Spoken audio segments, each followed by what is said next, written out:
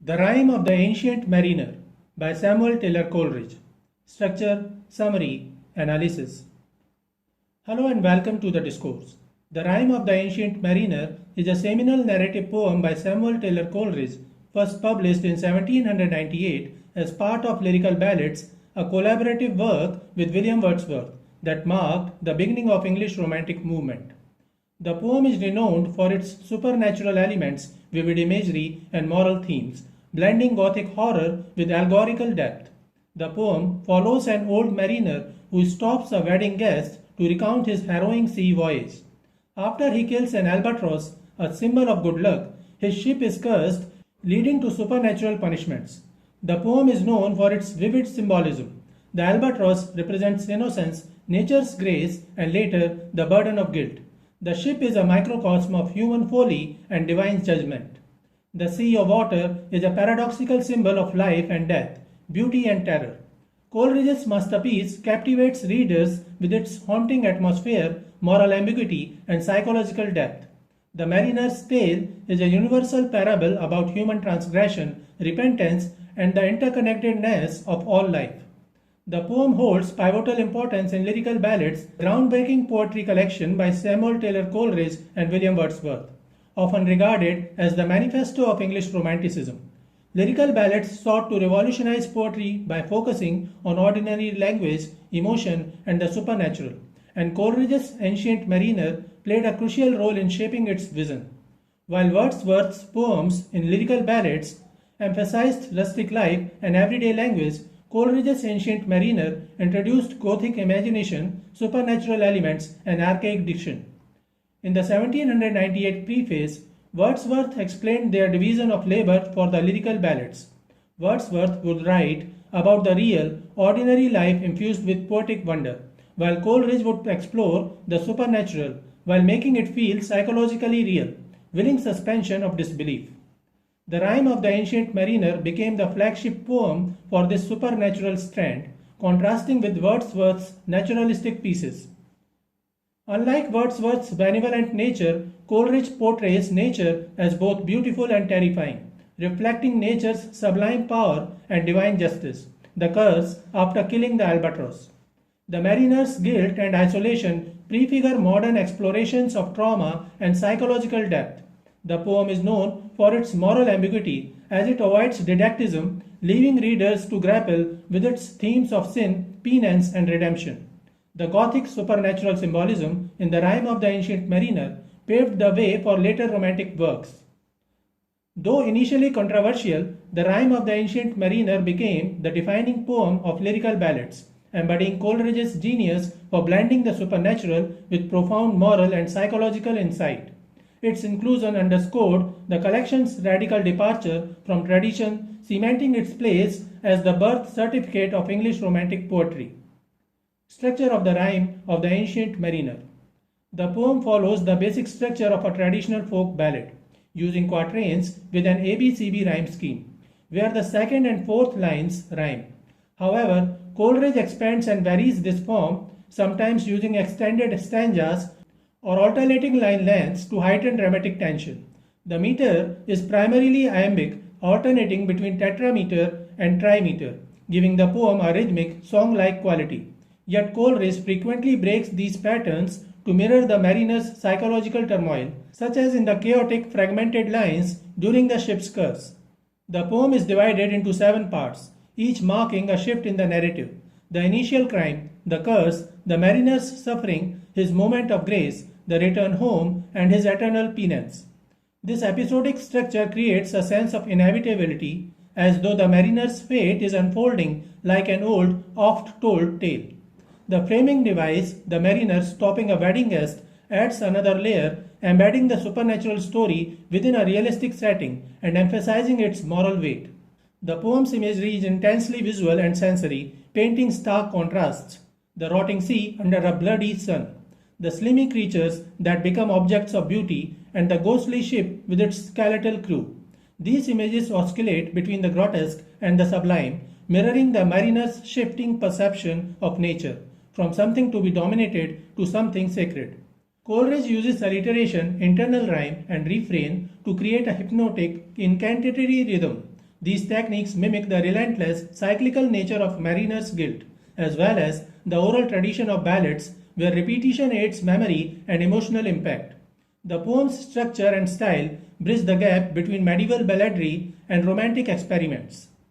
By bending traditional forms to suit his psychological and moral aims, Coleridge crafts a work that feels both ancient and urgently modern. The result is a poem that lingers in the mind like a half-remembered dream, uneasy, vivid, and impossible to shake. Summary of the Rime of the Ancient Mariner. Part 1. The poem tells the eerie and supernatural tale of an old sailor who stops a wedding guest to share his harrowing story. The poem opens with the ancient mariner, a weathered sailor with a long grey beard and glittering eye, stopping a wedding guest en route to a celebration. Despite the guest's protests, as he is the groom's close relative, the mariner compels him to listen to haunting tale.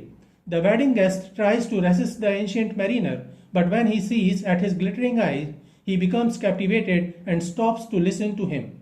The mariner recounts how his ship sailed joyfully until a violent storm drove them into treacherous Antarctic waters, trapping them in a frozen, lifeless world of groaning ice. When an albatross, seen as a good omen, appears through the mist, the ice miraculously splits, freeing the ship. The crew reverse the bird as a divine sign, feeding and playing with it as favorable winds return. Suddenly, the mariner shocks the wedding guest by revealing he shot the albatross with his crossbow, an act whose consequences unfold later. Part 1 ends with the guest's horrified interruption, God save thee, and the mariner's grim confession, foreshadowing the curse to come. Part 2. Following the mariner's killing of the albatross, the ship enters the Pacific Ocean under deceptive conditions. Initially, the sailors condemn the mariner for murdering the bird they credit with bringing favorable winds. Ah, wretch! But when the mist clears and the sun blazes intensely, they hypocritically reverse their judgment, praising the act as justified. This fickle approval is short-lived. The ship drifts into a nightmarish calm, windless and stagnant, as idle as a painted ship upon a painted ocean. Coleridge's iconic lines underscore their torment, surrounded by undrinkable salt water. Water, water, everywhere, nor any drop to drink. The crew endures blistering heat, thirst, and visions of slimy sea creatures and phantom fires. As despair sets in, the sailors hang the albatross's carcass around the mariner's neck like a grotesque crucifix, marking him as the sole bearer of their collective guilt. As the stranded crew succumbs to thirst and delirium, a ghostly ship emerges on the horizon, a terrifying sight with tattered cobweb sails and an unnatural speed despite the dead calm. The mariner, desperate to alert the others, bites his own arm to moisten his parched throat with blood and cries out. The phantom vessel approaches ominously, its masts flaming the setting sun like prison bars, casting an eerie glow as if through the dungeon grate he peered. The ship reveals its ghastly crew, Death, a skeletal figure, and Life in Death, a beautiful yet horrifying woman with golden hair and leprous white skin. They gamble with dice for the mariner's soul. Life in Death wins, condemning him to eternal suffering, while Death claims the sailors. As night falls abruptly, the ghost ship vanishes, leaving only whispers in its wake. Under the rising crescent moon, the cursed sailors fix the mariner with accusing stares before collapsing dead, their souls whizzing past him like his fatal arrow, like the whiz of my crossbow. Alone, amid the corpses, the mariner is left to grapple with his guilt under life in death's cruel sentence. Part 4. The wedding guest interrupts, frightened by the mariner's ghastly appearance, his skeletal frame, sun-cracked skin resembling desert sand, and hypnotic glittering eye. The ancient mariner assures him that he has not returned from the dead. He explains that he endured a living hell, while his crew's corpses mysteriously refuse to decay, their accusing eyes forever fixed on him. He suffered 7 days of scorching isolation amidst the slithering sea creatures. Paralyzed by guilt, he found himself unable to pray until a transformative moment, watching the water snakes gracefully dance in the moonlit waves. Overcome by their beauty, he spontaneously blesses them, unawares, breaking his spiritual curse. This unconscious act of reverence triggers his redemption. The albatross carcass plunges from his neck into the sea, its weight symbolic of his lifted guilt. After his redemption, the mariner collapses into exhausted sleep, dreaming of life-giving dew. He awakens to a miraculous storm. Rain quenches his thirst while celestial fire, possibly St. Elmo's fire or auroras, illuminates the sky. In a surreal twist, the dead sailors reanimate as spectral crew members, silently working the ship which now moves without wind. Their dawn chorus transforms into an unearthly harmony, with even the sails joining the song as the vessel glides supernaturally. The wedding guest recoils in terror, but the mariner clarifies these are not malevolent spirits. The ship's journey culminates at the equator, where after a violent lurch, the mariner overhears two disembodied voices debating his fate. One reveals the Albatross was beloved by a polar spirit, making the killing a cosmic betrayal. The other declares his penance must continue. The divine discourse confirms that the mariner's crime disrupted the natural and spiritual order, condemning him to ongoing atonement. Part 6 begins with two mysterious voices debating the forces propelling the ship. One suggests the moon controls the ocean's tides, while the other claims the air itself pushes the vessel forward. After their cryptic exchange fades, the mariner awakens to find the reanimated corpses of his crew still staring at him with silent condemnation, though they soon vanish. Yet he knows their haunting gaze will return. His torment is cyclical, not over.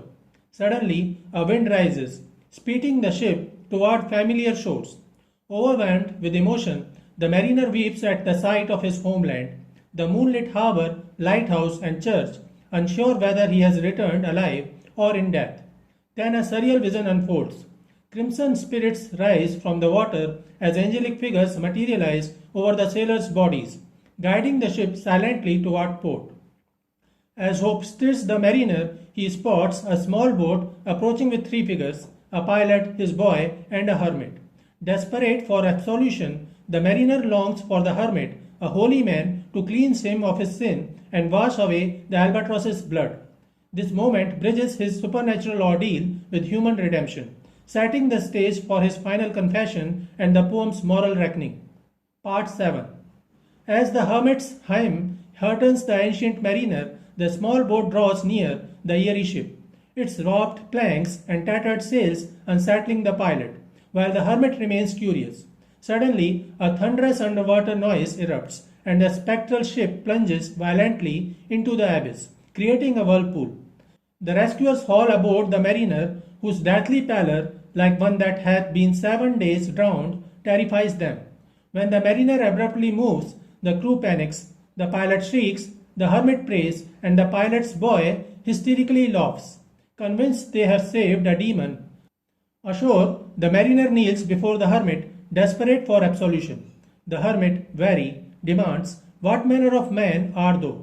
unleashing an agonizing compulsion in the mariner to confess. The act of recounting his tale becomes both torment and catharsis. Once spoken, the weight lifts, offering fleeting relief. The ancient mariner reveals that his curse compels him to wander eternally, driven by an agonizing need to recount his tale to chosen listeners, those he instinctively recognizes as destined to hear it. Though the wedding festivities beckon, he shuns such revelry, having learned through his ordeal that true fulfillment comes from prayer and reverence for all life. His parting wisdom to the wedding guest distills the poem's moral: "He prayeth well who loveth well, both man and bird and beast." This encapsulates the mariner's hard-won lesson that divine love encompasses all creation, and humanity must honor this sacred bond. As abruptly as he appeared, the mariner vanishes, leaving the wedding guest profoundly altered. Rather than joining the celebration, the guest stands in daze, his worldview irrevocably changed.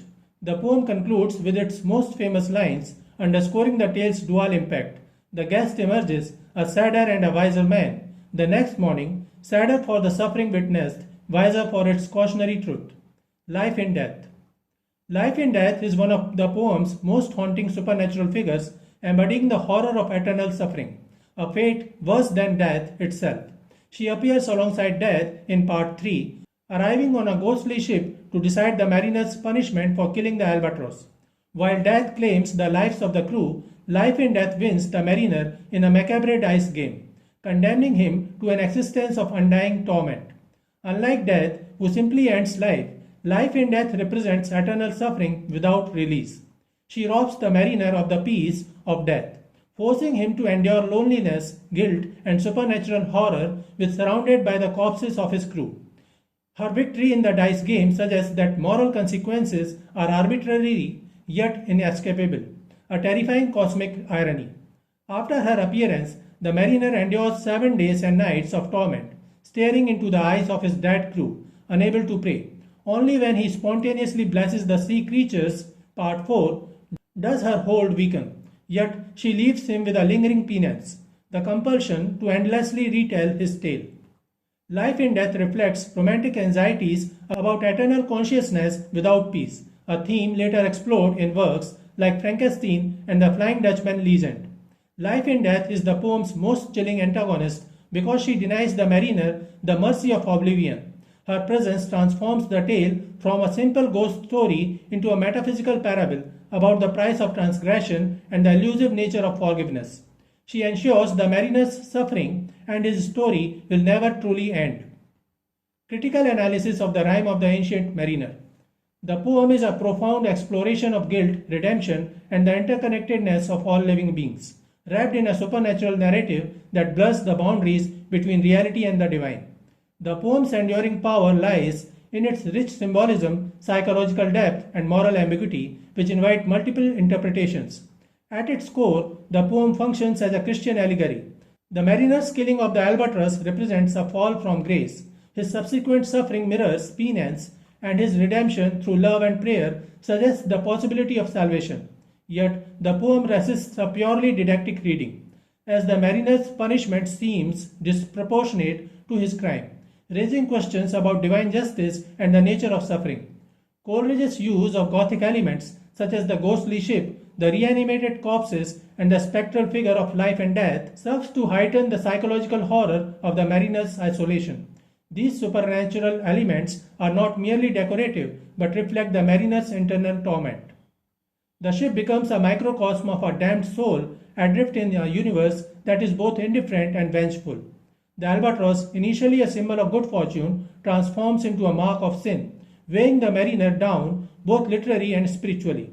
Only when he experiences a spontaneous moment of grace, blessing the water snakes, does the albatross fall, suggesting that redemption comes not through ritual but through a genuine change of heart. The poem serves as a powerful ecological parable, foreshadowing modern environmental concerns through its depiction of humanity's reckless exploitation of nature. The mariner's senseless killing of Albatross, a creature initially welcomed as a benevolent omen, mirrors humanity's tendency to dominate and destroy the natural world without regard of its intrinsic value. The catastrophic consequences that follow, including the ship's embolization in a lifeless sea and the crew's agonizing deaths, reflect the inevitable repercussions of ecological imbalance, suggesting that nature operates by its own moral laws that humans violate at their peril. The mariner's redemption occurs only when he spontaneously recognizes the beauty and worth of the slimy things in the sea, marking a crucial shift from arrogance to reverence. This moment underscores the romantic belief in nature's sacred interconnectedness and serves as a warning. Those who disrupt this harmony, whether through cruelty or indifference, will face dire consequences. The poem's enduring resonance lies in its prescient critique of human arrogance toward the environment, making it a timeless allegory for the ecological crisis of the modern age, from species extinction to climate change. The mariner's fate, condemned to wander and repeat his cautionary tale, mirrors humanity's current predicament, urging readers to reconsider their relationship with the natural world before it is too late. Formally, the poem's ballad structure, with its rhythmic repetitions and archaic language, lends it the quality of folk tale or myth, reinforcing its universal themes. However, Coleridge subverts traditional ballads conventions by infusing the poem with philosophical and psychological complexity. The mariner's compulsive retelling of his story suggests that trauma cannot be easily resolved. It must be continually relived and shared. The wedding guest's reaction, a sadder and a wiser man, implies that the tale's moral is not clear-cut but leaves a lingering unease. challenging the reader to grapple with its ambiguities.